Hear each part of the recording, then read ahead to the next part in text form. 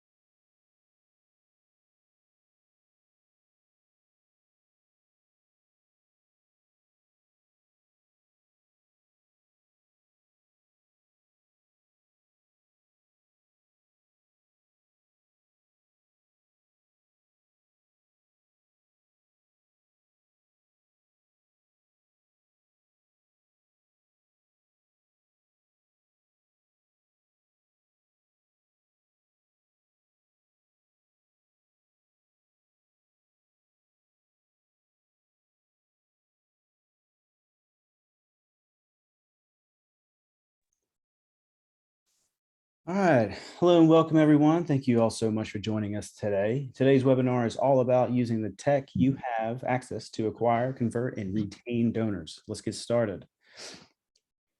So let's take a moment to meet today's hosts and speakers. My name is Richard Council. I am a marketing campaign manager for GiveSmart. Our expert today is Nikki Keshub, our director of donor management solutions and a founder of GiveSmart Donor CRM. Nikki, thank you for taking the time to be here with us today. Yeah, sure. Thanks for having me. So next up on the next slide, we have an agenda that we'll be reviewing today. So we'll be touching on some key strategies to attract, convert, and retain donors, as well as chat about what GiveSmart Donor CRM is before we dive into a live platform demo. And then we'll demonstrate some of these donor strategies in real time, and we'll leave time for questions and answers at the end. Next slide, please. So a key strategy across the board is storytelling. Your mission, your movement, your people, they all make excellent stories that you can share to help acquire new donors, convert prospects into donors, and retain donors year over year. Some additional ideas for acquiring donors: maintaining a strong online presence that you can continue to grow, whether that's on one channel or multiple. A strong presence in your local community via community events, parades, expos, farmers markets, and more. Increasing brand awareness with merchandise, banners, word of mouth, and more. offering potential donors diverse ways to give to or interact with your organization, including alternative payment options like digital wallets, recurring giving donations, peer-to-peer fundraising, as well as hosting events both in person and online, separately or hybrid, to keep your channels open year-round. More on ways to convert potential donors and or one-time donors. Getting your donors to cross the line and become a first-time donor or a veteran donor can be just as difficult as capturing a new donor. Strong appeals, including videos, storytelling, and more, can help you move your potential donors across the line. Ensuring donor trust by promoting transparency, communication, impact reporting, platform security, and more, along with diverse giving experiences and diverse engagement opportunities, offering easy donor experiences for giving that can help convert donors time and time again. This can include things like custom forms, easy registration, seamless checkout options, and more. And more ideas for retaining donors year after year, event after event, and fundraiser after fundraiser. Retaining donors is all about stewarding those relationships year round. You can do so with timely thank you letters, multiple thank you acknowledgements, and within 24 to 48 hours after the gift, a week later, as well as other points in the year to help retain donors and show the impact of their generosity. Impact statements for events and fundraisers in all aspects of your event, as well as donor segmentation, is a great way to target donors based on demographics like location, generation, and previous giving levels. We'll be showing you how you can accomplish some of these points today using GiveSmart Donor CRM in our live demo segment coming up shortly. Next slide, please. So a little bit of history about GiveSmart Donor CRM. As one of two co-founders for GiveSmart Donor CRM, my business partner, John Biederman, and I had spent a lot of time in the donor management software industry, and we really put our heads together thinking about some of the things that we would like to see different with new and more advanced donor management software. But instead of just diving into what those differences could look like and how we can improve what's available in the market, we started by interviewing different nonprofit employees and asking them what some of their pain points were when it came to their current donor management software. While a lot of the things that we thought through were definitely on the list, we were surprised by the priority of items on the list. For example, the number one biggest complaint of users of donor management software was passwords and logging in. Not something we would have ever guessed, but when you think about it, it does make a lot of sense because everybody, every single user of donor management software has to log in. So people were tired of timeouts, forgetting their password, not being able to access their database when they needed to quickly, and having to jump through hoops to get that. So what we did was we eliminated passwords. We use a combination of cookies as well as magic links, and that's going to make it very easy for users to get in and out of their software quickly. And they'll always be able to do it from a device that they've used in the past. It also makes it very, very easy for people to invite new users to access their system in a secure way by sending that user a magic link. And as long as that user has a password for their email account, they can access their donor management software. Moving on, the next biggest complaint we found users had was the search ability, which was not what we were expecting to be number 2 on the list. So with that, let's switch over to demonstration mode and let me show you how we made those changes. Give me just a sec to get my screen turned on for you all.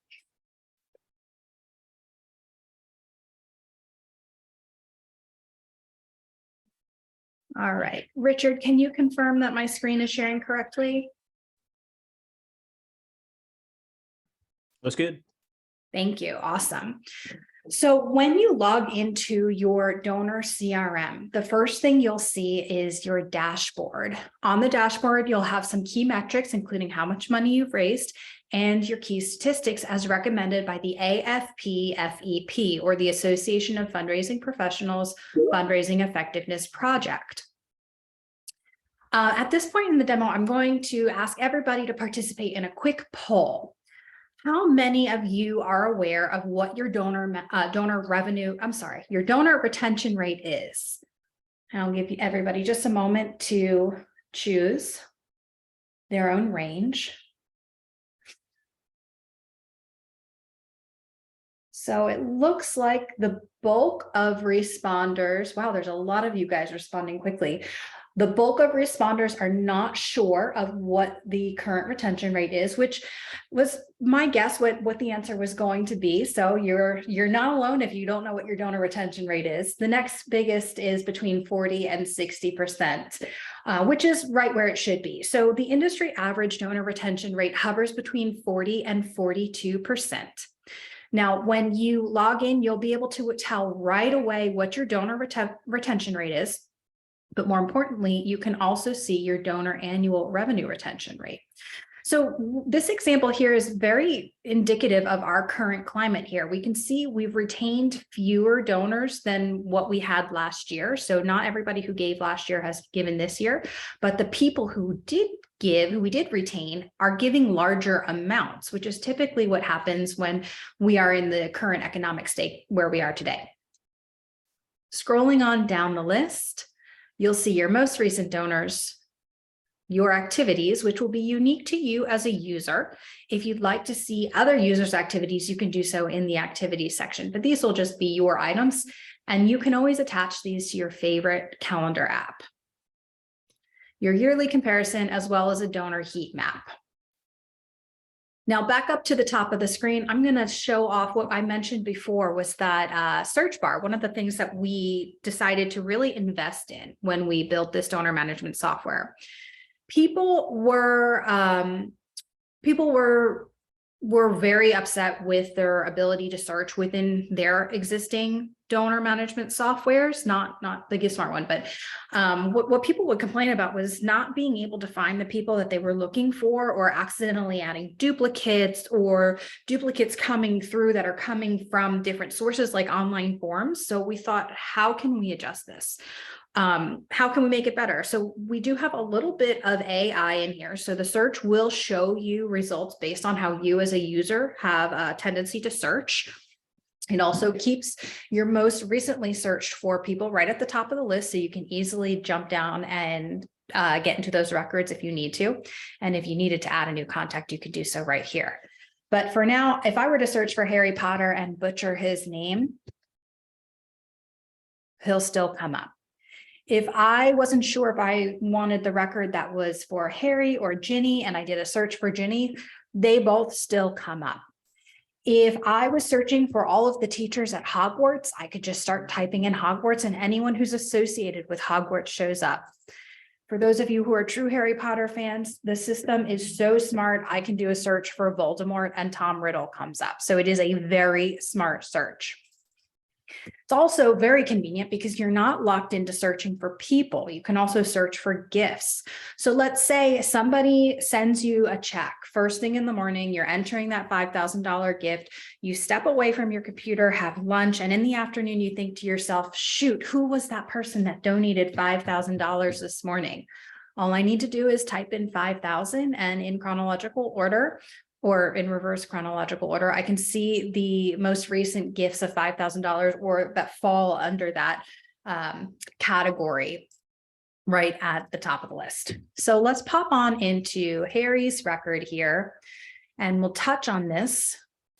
When you're within the record, I'd like to highlight this Smart Donor Score box. This Smart Donor Score box is going to show you affinity by capacity, or I like to think of it as heart by wallet. This 75 here is unique to your database. You are the only one who will have access to this number, and it is a culmination of events that this donor has taken with just your organization to score ranging from 0 to 100, and it gives you the affinity of this donor towards your organization. Now, I do need you all to use your imagination just a little bit here because Harry and Ginny are not real people, so we're not going to see actual data here. But if they were real people, we are integrated with Donor Search, which is a third-party wealth screening tool. And every client has access to receive the Donor Search rating, which would be a score ranging from DS1-1 to 5-5. And that tells you how likely of a match is this particular donor to the data that Donor Search has found on them, and how great of a prospect is this donor. The estimated gift capacity is a dollar amount for a one-time gift ask that you can make based on that person's past philanthropic giving history with not just your organization, but with other organizations as well. So the idea here is maybe Harry and Ginny give $1,000 every year to the SPCA, but they only give us $100 a year. We would see $1,000 in here because Donor Search knows that they are giving that much to other organizations. And now we know that we can start building up that relationship and ramping our stewardship efforts up with Harry so we can make our way up to a larger ask. Scrolling down, we have the last gift amount, the total number of gifts, average gift amount, and lifetime giving. The rest of the donor profile is pretty straightforward and exactly what you would expect for managing a donor profile. We've got some tags to help with donor segmentation. You've got your notes, which are all searchable, contact methods, multiple points of contact or addresses, as well as custom fields, and some samples of membership details, volunteer availability, etc. From here, let's go ahead and add a gift to Harry's record. Now, the system is letting us know that Harry does have an existing pledge, and it wants to know if we want to apply this gift to the pledge or keep it separate. I know this is separate from the pledge, so I'm going to hit add new gift. Now, moving through with some of the improvements we made compared to other donor management softwares, we recognize that there's a lot of data entry when you are entering a gift, and all of those gift-giving fields are important, but not all of those gift-giving fields are important for every single type of gift. So we've restructured gift entry in a need to know to nice to know format. So you only see the details that you need to populate immediately. And then we've also changed it so that you see details that are relevant to the gift that you're giving when you're giving it. For example, stock asset price at donation time and stock asset price at sold time are two important fields when you're entering a stock gift, but not necessarily relevant for any other type of gift. So we'll keep this gift as cash or check, and let's make this for $875. The solicitation will be the Muggle Golf outing, and the general ledger, we all know unrestricted is the best kind of gift, so let's keep it there. Remember, these will all be your fields and unique to your organization. Harry has told us he would like to receive both a snail mail and an email thank you letter. And maybe Ginny is the one who should receive the address or the snail mail, or, you know, in this case, I'm going to be the one to receive the email thank you. But you can adjust that based on your needs. Moving on to our nice to know, you might not always have a campaign, solicitor, or sub-solicitation, but we do have those fields as well as notes. And then some custom fields. A few examples here could be bid number, meal choice, or guests that they're bringing. We'll have a summary and we'll click submit. Now, I have another question for you all. How quickly do you send out your thank you letters? And I'm not sure if we have a poll set up for this one. So this will be, here we go. Now we have the poll set up. How often are you sending out your thank you letters? Are you sending them out quarterly, monthly, weekly, whenever you get to them? Got a nice variety here.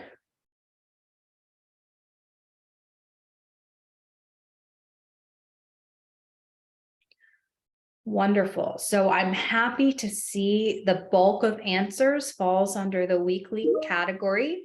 And not surprisingly, we've got monthly and whenever I can get to them, tied for second place. And that's pretty much what I expected. Now, remember earlier we were talking about donor retention rate, and we were talking about donor retention rate and how the industry average has a retention rate ranging from 40 to 42%.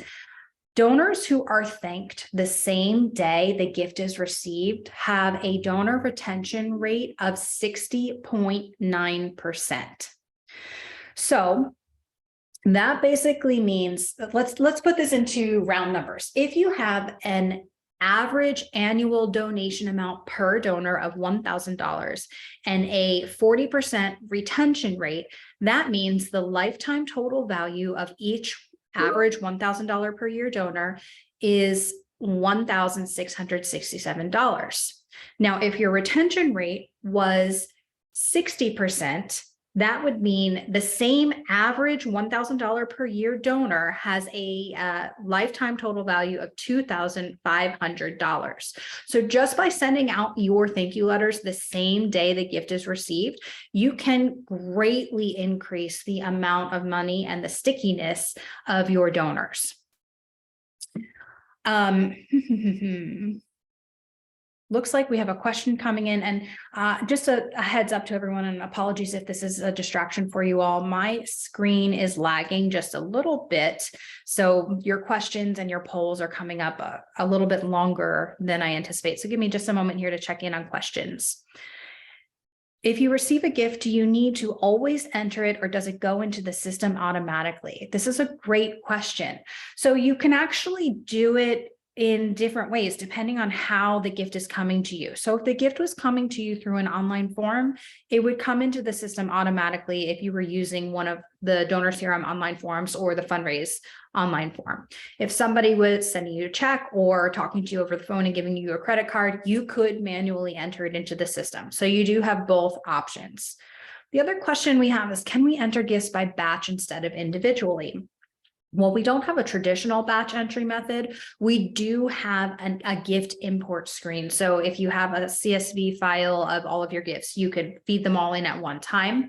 And the gift entry screen that we just walked through is actually sticky. So if you were entering a pile of gifts all from the same solicitation, the same date, the same general ledger, you would not need to check those fields every single time. They would be stuck to whatever the last gift was. All right, so let's go through and thank Harry and Ginny for their donation. Now we can do one-off thank yous by clicking on thank you here and just do this singular gift, but for the sake of example, I'll show you group thank you letters. So go over to send gift thank you, and I have a couple people here who are waiting to be thanked. Now we do have the ability to create thank you letters within the system, and it's really straightforward and easy. If you'd like to add some merge fields, you just type in the pound key and choose your field. If you'd prefer for this letter to be an email, we can configure this as an email, and a little bit of bonus here, you can put merge fields in the subject line. And that will allow you to increase your open rates. I think something like 54%, donors are 54% more likely to open an email when the subject line is personalized. You can also control what the from looks like, so you get a little bit of more handholding on that donor experience. So let's go ahead and thank these donors. Once I press next, I can see each one. So if I needed to make an adjustment to one of these, for example, Hermione has an error in here, so I can go in and adjust this as necessary. I'll go ahead and click next step to confirm that I am going to email 2 people and create one PDF thank you letter. That sounds good. We'll download it. Would we like to print envelopes? Heck yes, we want to print envelopes. You can select your envelope size or put in something a little more customized if you want to. If you wanted to type in your return address or anything along those lines, you are also able to do that. Hit next, print envelopes, download file, hit finish. We are done. So we get some fireworks. Hooray. Let's double check those letters.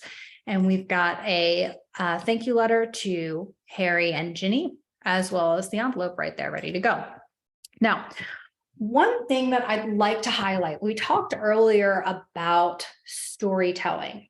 So my next question for you is, how long do you wait before you send out your next gift request? So how long do you wait before asking a first-time donor for their second gift? Is it less than 60 days, 2 to 6 months, 6 months to a year, more than a year?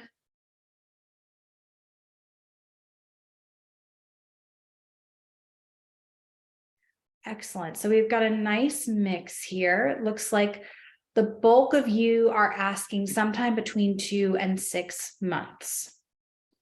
Wonderful. So when we talk about attaining, retaining, captivating, really getting donors to stay with us for longer periods of time, There are mixed schools of thoughts on how long you should wait before asking for your second gift. But the reality is, if you can get a second gift from a first-time donor, the stickiness of them staying with you, their lifetime total value, their revenue, their retention rate, it all skyrockets once you get that second gift. So it's best not to wait too long to ask for that second gift. Not to mention, a donor is much more likely to donate to you right away because they're thinking about you in that moment when they're making the gift. So what we have found is that you should not be waiting longer than 45 days to make that second ask. And to make that a little bit more comfortable and less awkward, you should take the opportunity of promoting what your next ask is going to be in your thank you letter. So as you can see in this particular thank you letter here, the PS says, next year, we hope to provide Quidditch gear and coaching to 150 muggles. We can't wait to bring some magic to the non-magical community. So now this donor who just received this thank you letter from me is aware that we have another ask that's going to be coming. We are already planning it ahead. And the next time I interact with them, this should be no surprise that we are really working towards reaching even more muggles next year. So just something to think about. Take advantage of that thank you letter. You're already really interacting with that person. Why not prompt yourself and set yourself up for success to start getting that second donation sooner? Just as a secondary point of thought, donors who give their second gift within a 12-month period have something like a 60% stickiness. If you wait for 12 months to 24 months, that drops to the low 50, upper 40% percentage that they are likely to donate to you again. If you wait between 24 months and 36 months, there's something like 32% likely to give to you again. And after 36 months of elapsed gift, it's not even worth asking. The likelihood of them donating is just dropping off so much. So the sooner you can ask, the sooner you can engage with them, the better off you are. All right, so let's see. I think that was about all I had on my agenda today to show you. So I'm going to turn it over to questions. So it looks like, let's see. Can the letter and envelope be downloaded with multiple letters? We send a majority of our letters to a local printer. So I believe the question here is asking if you can have multiple different types of thank you letters in a single documentation. While we don't offer that at this point in time, it is something that our development team is working on. So that will be available shortly, I would say within the next month or two. And I'm going to turn off my screen here and I'll hand it back to you, Richard. And then we can go through those questions. All right. Well, before we continue forward, let's take a quick pause here for another poll before moving into our Q&A. So with everything you've seen here and heard today, we would love to know if you would like more information about GiveSmart, whether that's details on plans and pricing or a personalized demo. We're here to help your organization grow. And as a reminder, and in case you missed it, we are recording today's call and we'll be sending out an email to all of you within the next 24 hours that will include the recording as well as resources shared during the call. I'm going to let this run just a couple more seconds.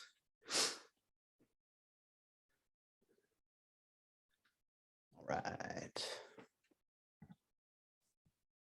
Appreciate everybody taking the time to participate in another poll. So let's move into our Q&A. So obviously we've covered a lot in a short amount of time. So let's dive into it. What questions do we have? Let's check it out here.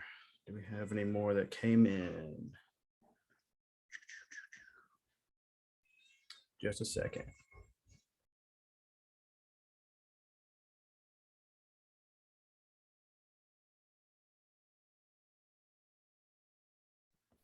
Yeah, I think you've answered everything so far. I don't see any extra questions coming in. Let's see if Madison on the back end has any that I missed. Oh, here's one. Can we talk about the integrations with Donor Search and Smart Donor Score? Yeah, absolutely. Be happy to talk more about that. So, Donor Search is a third-party wealth screening tool. If you're familiar with wealth screening, other options out there are Wealth Engine, Blackbaud Target Analytics, and Donor Search. Those are the big three. Donor Search really changed the game. Originally, wealth screening was about finding assets that were publicly available and just keeping that all in one place so you don't have to go to 10 different sources to confirm all of those assets. But what Donor Search did was they went out and they looked for things like annual reports and newsletters to find donation lists and collect philanthropic giving information that's publicly available. And every day they're adding millions of transactions to their proprietary database based on these newsletters that are available online. So in addition to getting that wealth asset information, we're now looking at philanthropic giving patterns, which can help you identify things like the millionaire next door who doesn't make any donations versus the average Joe who donates every penny that they have. Can the letter and envelope be down? Oh, we did that one already. Can we talk about the integrations? We did that one. Yep, we've got, so we already use GiveSmart, just not the CRM portion. How difficult is it to add? How difficult is it to add To their plan, I'm assuming, yeah. Sorry? I'm assuming it's probably how difficult is it to add the CRM to their existing. Got it. Thank you. It's pretty easy. You just reach out to your client account manager, your client success manager. They can help you get the proper portion of the CRM set up with your system. And we do have a really quick 3-click integration between the GiveSmart Fundraise, GiveSmart Events, and GiveSmart donor management software tools, so they can all talk to each other. How to thank a donor that may have gotten missed months before they were new. Any tactful ways that you've encountered? Wow, that's a great question. You know, this question reminds me of a peer building exercise that I attended once, and it was when you're in a conversation with somebody and you're meeting them for the first time, they've introduced themselves to you, the conversation is flowing and it's time to walk away and you don't remember their name. How do you approach that situation? How do you tactfully balance that?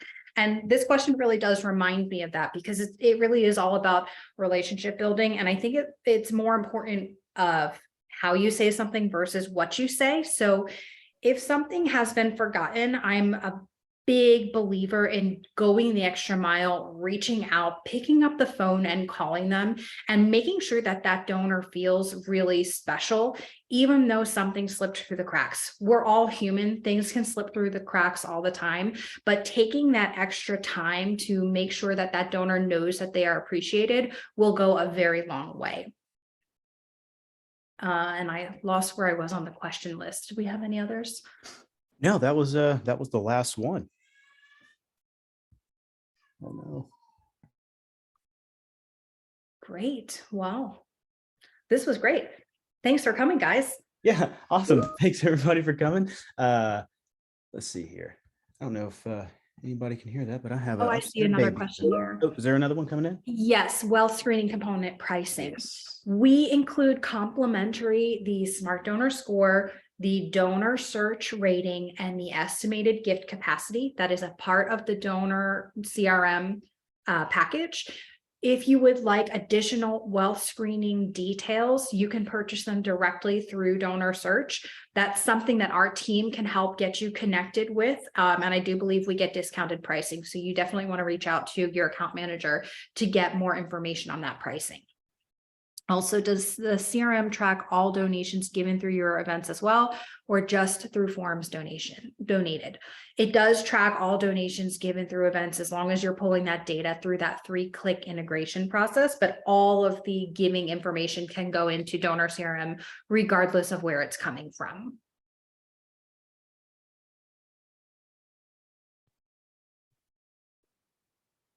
I think that's all of them. Great. Awesome. Yeah. Well, of course, if there are any other questions that you come up with, if you're like me, you tend to come up with questions literally right as the session ends. So be sure to email somebody. I mean, either whether it's myself or Nikki, we'll be happy to answer those questions at a later date. But on that note, it's time to say farewell for today. So please use the end of webinar survey to share your feedback with us and request contact if you want to learn more. So thank you to everyone who joined us, and thank you to Nikki for your time and your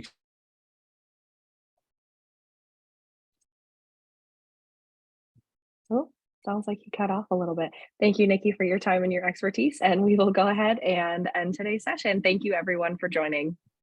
Bye, everyone. Bye.